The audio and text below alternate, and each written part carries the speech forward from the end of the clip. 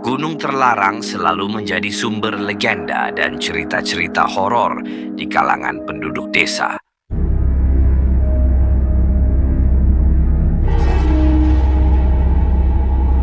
Berbagai kisah menyeramkan tentang pendaki yang hilang dan suara-suara aneh di malam hari membuat banyak orang menghindari tempat itu. Namun, bagi sekelompok sahabat, rasa penasaran mengalahkan rasa takut mereka. Bayu, Nurul, Mira, Nanang, dan Jumari adalah teman dekat sejak kuliah. Mereka sering melakukan pendakian bersama dan kali ini mereka memutuskan untuk menantang diri mereka dengan mendaki Gunung Terlarang. Dengan bekal cerita-cerita horor yang beredar, mereka justru semakin tertantang untuk membuktikan bahwa semua itu hanyalah mitos. Pendakian dimulai pagi itu. Mereka berkumpul di rumah Bayu, tempat mereka biasa memulai setiap petualangan. Semangat terlihat jelas di wajah mereka, meski ada sedikit kekhawatiran yang tersirat. Mereka mempersiapkan semua perlengkapan dengan teliti. Bayu, sang pemimpin, memastikan bahwa semua peralatan sudah siap. "Jangan lupa bawa peta dan kompasnya, Bayu," kata Nurul dengan nada serius. "Tenang saja, semuanya sudah aku persiapkan," jawab Bayu sambil menunjukkan peta dan kompas dari tasnya. Setelah semua siap, mereka berangkat menuju Gunung Terlarang dengan mobil yang mereka sewa. Perjalanan memakan waktu beberapa jam, dan selama itu mereka bercanda dan berbagi cerita horor yang mereka dengar tentang gunung tersebut. Awal pendakian, setibanya di kaki gunung, mereka disambut oleh hutan yang lebat dan jalan setapak yang tampak jarang dilewati. Udara di sana terasa lebih dingin dan angin yang bertiup membuat bulu kuduk mereka meremang. "Kita harus berhati-hati. Medan di sini cukup sulit," ujar Nanang sambil memeriksa sekeliling. Mereka memulai pendakian dengan langkah hati-hati. Di tengah perjalanan, Mira tiba-tiba berhenti dan melihat ke arah semak-semak. "Ada apa, Mira?" tanya Jumari. "Aku merasa ada yang mengawasi kita," jawab Mira dengan suara bergetar. Mungkin cuma perasaanmu saja," kata Bayu mencoba menenangkan. Namun, tidak ada yang bisa menghilangkan perasaan aneh itu. Mereka melanjutkan perjalanan sambil sesekali menoleh ke belakang, memastikan tidak ada yang mengikuti. Kemah yang berujung petaka. Setelah beberapa jam berjalan, mereka akhirnya menemukan tempat yang cocok untuk mendirikan kemah. Lokasinya agak terbuka dan cukup luas untuk menampung tenda mereka. Mereka mulai mendirikan tenda dan mempersiapkan makan malam. Malam itu mereka berkumpul di sekitar api unggun, berbagi cerita dan tawa. Namun suasana berubah ketika Mira kembali merasakan kehadiran yang aneh. "Aku benar-benar merasa ada yang mengawasi kita," katanya sambil memeluk tubuhnya sendiri. "Tidak mungkin, Mira. Kita di sini cuma berlima," jawab Jumari sambil melihat ke sekeliling. Namun, perasaan tidak nyaman itu semakin kuat. Tiba-tiba, terdengar suara langkah kaki dari arah hutan. Semua terdiam, mendengarkan dengan saksama. "Apa itu?" tanya Nurul dengan suara bergetar. Langkah kaki itu semakin mendekat dan tiba-tiba berhenti tepat di pinggir area kemah mereka. Mereka saling berpandangan, tidak tahu apa yang harus dilakukan. "Kita harus periksa," kata Bayu dengan suara tegas. "Siapa yang mau ikut?"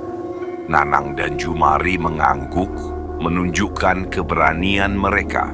Mereka bertiga mengambil senter dan berjalan perlahan menuju sumber suara.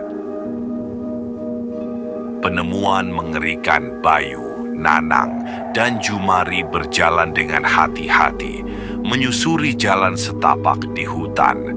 suara langkah kaki itu hilang, digantikan oleh suara malam yang mencekam. Tiba-tiba, senter Bayu menangkap sesuatu di tanah. Sebuah jejak kaki yang aneh, besar dan tampak tidak manusiawi. "Apa ini?" tanya Nanang dengan suara bergetar. "Aku tidak tahu, tapi kita harus kembali ke kemah," jawab Bayu.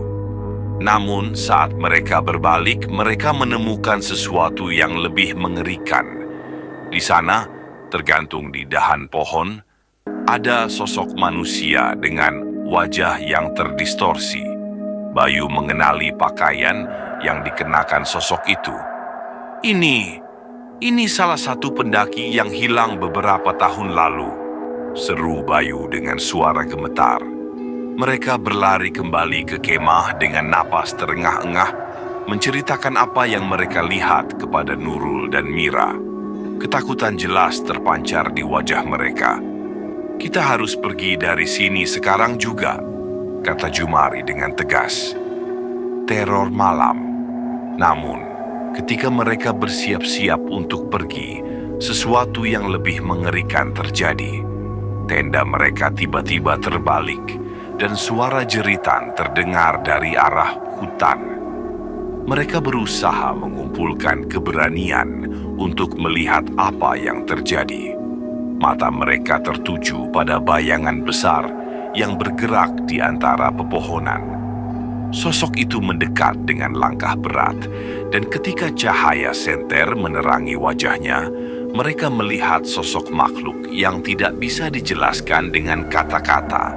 Wajahnya menyerupai manusia, tapi dengan mata merah menyala dan mulut yang menganga lebar, dengan gigi tajam.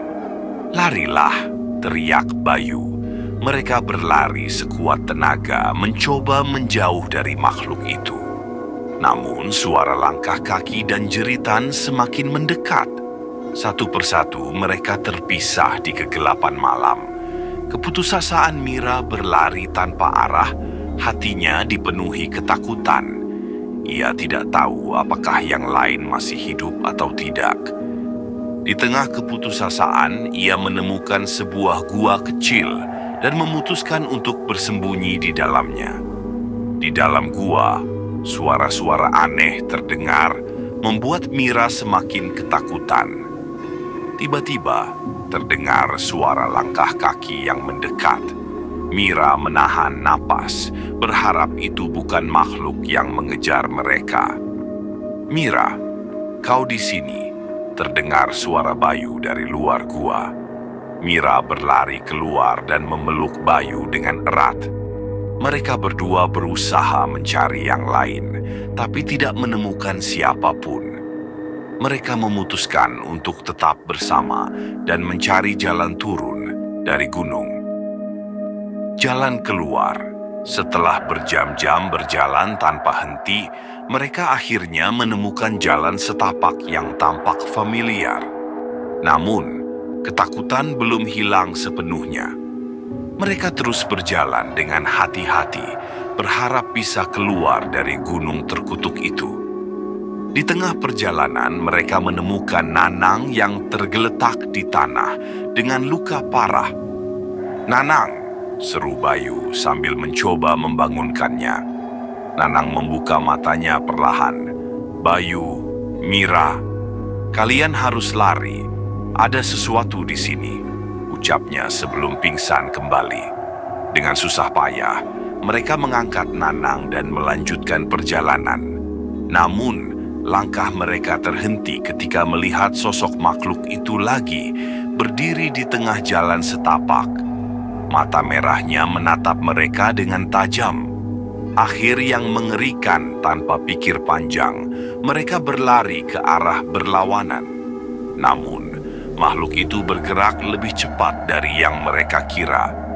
Dalam sekejap, makhluk itu menangkap Bayu dan menariknya ke dalam kegelapan.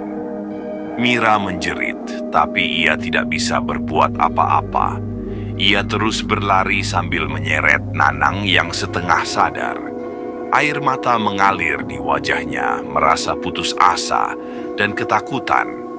Akhirnya mereka mencapai kaki gunung. Dengan sisa tenaga, Mira berlari ke arah desa terdekat, meminta bantuan. Penduduk desa segera datang untuk menolong mereka. Bayu, Nanang, dan Jumari tidak pernah ditemukan. Cerita mereka menjadi legenda baru di kalangan penduduk desa, menambah daftar panjang kisah horor tentang Gunung Terlarang. Mira dan Nurul, meski selamat, tidak pernah bisa melupakan pengalaman mengerikan itu. Setiap malam, mereka masih bisa mendengar suara langkah kaki dan jeritan di kegelapan. Gunung Terlarang tetap menjadi tempat yang dihantui oleh misteri dan ketakutan, mengingatkan semua orang bahwa ada tempat-tempat yang sebaiknya tidak dijamah oleh manusia. Cerita ini mengandung unsur ketegangan dan ketakutan yang meningkat seiring dengan perkembangan alur, menggabungkan elemen misteri dan supranatural untuk menciptakan pengalaman horor yang mendalam.